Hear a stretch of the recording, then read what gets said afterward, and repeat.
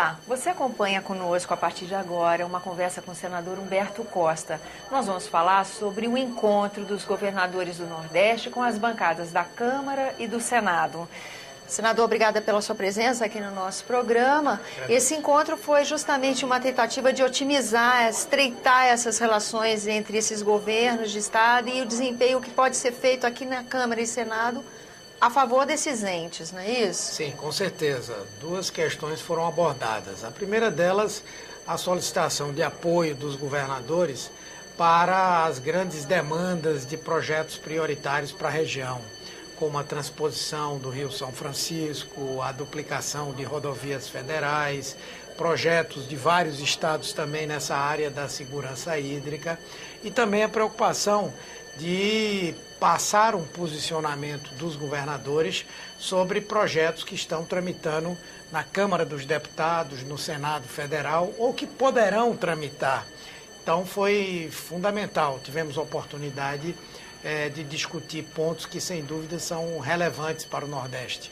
Isso, na prática, a gente pode entender como um início de remodelagem de pacto federativo, o tipo de iniciativa que pode favorecer um aprimoramento do nosso pacto federativo? Sim, com certeza.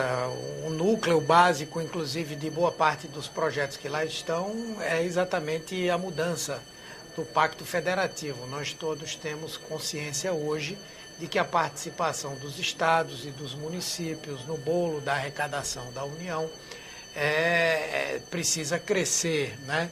Nesse ano os municípios estão crescendo um pouco mais, mas os próprios estados, especialmente aqueles para os quais o fundo de participação dos estados tem um peso maior na sua receita, precisam ter esse incremento. Então o núcleo realmente é o Pacto Federativo.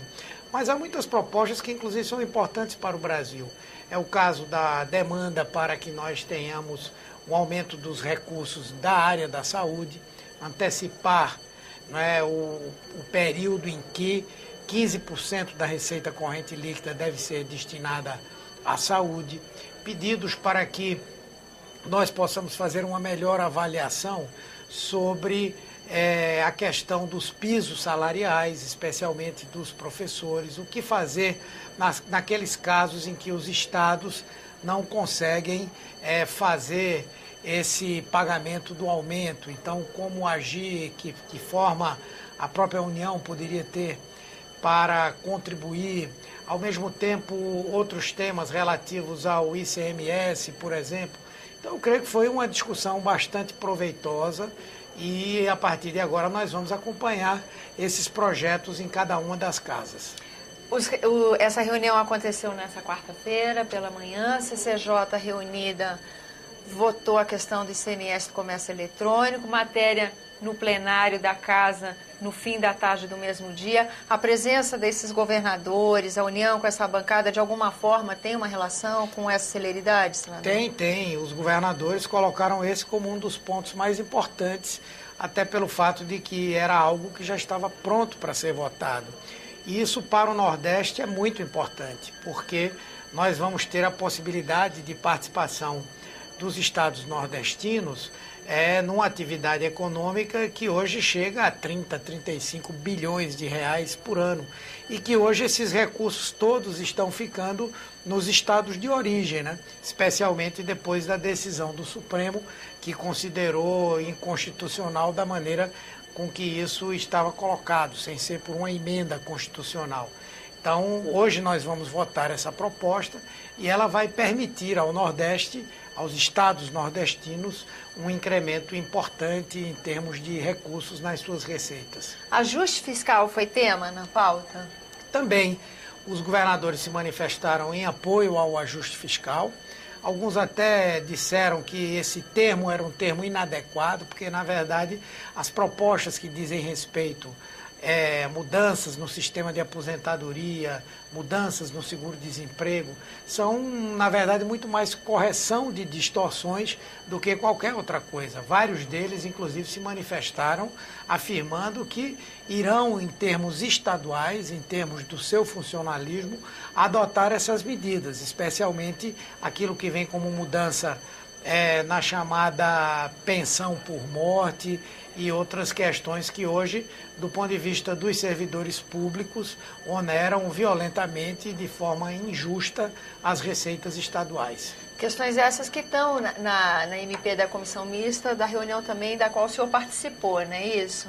Como é que foi essa reunião, senador? Não, a reunião ela foi uma reunião, de certa forma, conturbada. A oposição continua no mesmo espírito de fazer a disputa política, embora saiba da necessidade de nós aprovarmos esse ajuste fiscal.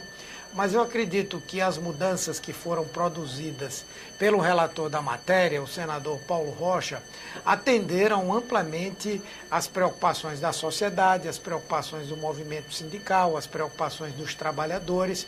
E apesar de toda a disputa que vai acontecer, eu acredito que nós vamos conseguir aprovar e isso será, sem dúvida, um avanço para o nosso país. Em algumas vezes, falando de ajuste fiscal aqui no programa, a gente ouviu de alguns parlamentares o seguinte: olha, o Executivo também tem que dar um exemplo, também tem que fazer o seu ajuste, tem que cortar na própria carne. O senhor acha que isso vai fazer parte da viabilização da votação do ajuste fiscal? Sim, o governo deve anunciar na próxima semana o contingenciamento de recursos, que deve salvar áreas importantes como a área social e a área de investimentos, mas que deve chegar perto de alguma coisa como 80 bilhões de reais.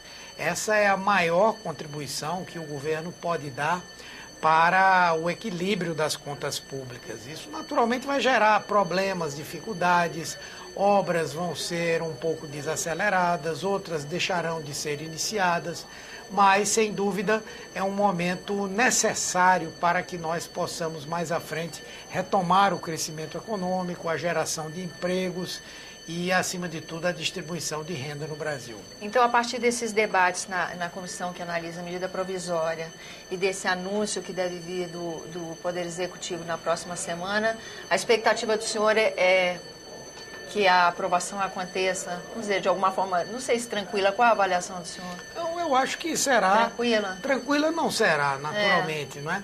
Mas eu acredito que será possível aprová-la, naturalmente vai ser necessário fazer uma boa articulação com os parlamentares na Câmara e aqui no Senado, mas eu acho que todos eles têm ampla consciência de que isso não é importante para o governo, é importante para o Brasil.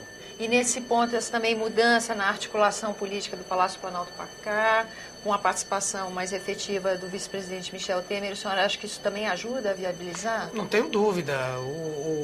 Essa articulação vai ser, inclusive, colocada à prova, mas eu não tenho nenhuma dúvida de que ela vai funcionar, de que nós vamos conseguir os votos necessários, tanto na Câmara quanto no Senado, para a aprovação dessa matéria e, sem dúvida, vamos ter cumprido o aspecto mais difícil desse ajuste, porque toca necessariamente em alguns temas sensíveis, não é? E em questões sociais, porém para aprimorá-las, para melhorá-las e garantir sustentabilidade para o Fundo de Garantia, para o sistema de previdência. Então não tenho dúvida de que o parlamento não vai faltar ao Brasil. Senador, eu queria agradecer a sua presença aqui no nosso programa. Queria agradecer também a você que nos acompanha, lembrando que esse é o programa Argumento, que eu sou Tânia Horman e que você é nosso convidado a fazer sugestões e críticas ao trabalho da TV Senado. E para isso é 0800 61 2211, ligação gratuita. Agora, se você quiser rever esse ou outro dos nossos programas, senado.leg.br/TV. Até a próxima.